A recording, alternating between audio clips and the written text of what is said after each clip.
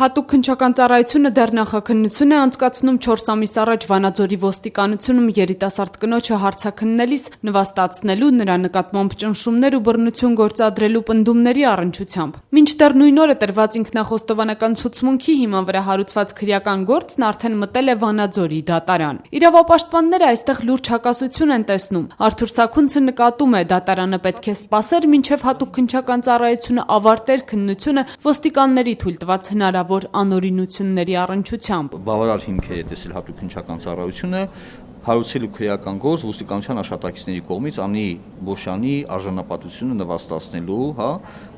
հոգեբանական ճնշումների, փաստի հիման վրա։ Կիբերհանցագործության մեջ մեղադրվող երիտասարդ աղջիկը ըստ հարազատների ոստիկանության հարցաքննությունից հետո անգամ ինքնասպանության փորձ էր արել։ Քննիչն ապացույցներ է ձեռք բերել ապօրինի գործողություններով, պնդում է իրավապաշտպան Սաքունցը։ Աբսուրդը կայանում է նրանում, որ ՀԿՑ-ն գտել է, որ ոստիկանության աշխատակիցների կողմից Անի Բոշյանի նկատմամբ այդ բռնությունները, հոգեբանական ճնշումները, ուրեմն ապօրինի պահելը եւ այլն բավարար ուրեմն հիմքեր են քրեական գործ հարուցելու եւ փոխանակ քննչական բաժինը կասեցնի քննությունը միջև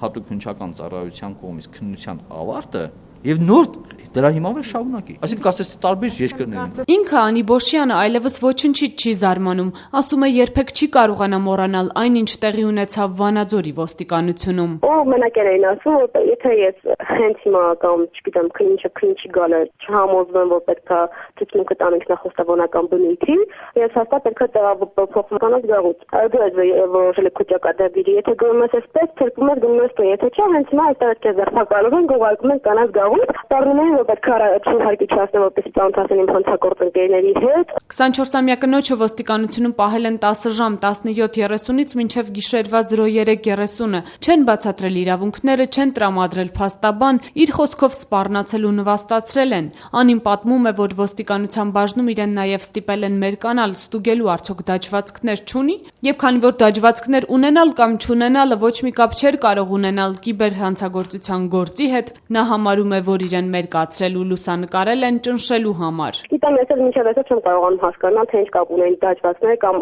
վիրտուալ ինչ-որ հանցագործության հետ կապված ինչ պետք է լինի մարդու մարմնի վրա, որ իրենք խոզակության հետևանքով կարողանան հայտնաբերել։ Անին նաև նշում է, որ իրեն տվել են անձնական բնույթի հարցեր։ Լեկտիվ տոնով, ահավոր լեկտիվով այնձով չեմ ներկայացնում, որ իրանք են իրանք բան, որովհետև դասյակություն չեմ ստացել։ Անի Բոշյանը մեղադրվում է Վանաձորցի մի կնոջ օդնոկլասնիկի սոցցանցի էջը կոտրելու եւ այնտեղ պորնոգրաֆիկ բնույթի լուսանկարներ տեղադրելու համար։ Նա չի ընդունում մեղադրանքը։ Անին կարծում է, որ Վանաձորի ոստիկաններն իդեմս իրեն գտել էին թույլ օղակ, որի վրա կարողացել են ճնշումներ գործադրել, ինքնախոստովանական ցուցմունք կորզել, ապա ծնողներից կաշառք պահանջել։ Հետախուզման բաժնի պետական լուսնողներ եւ պահանջել $5,000, որպեսզի այդ գործը կոչեն կամ արդեն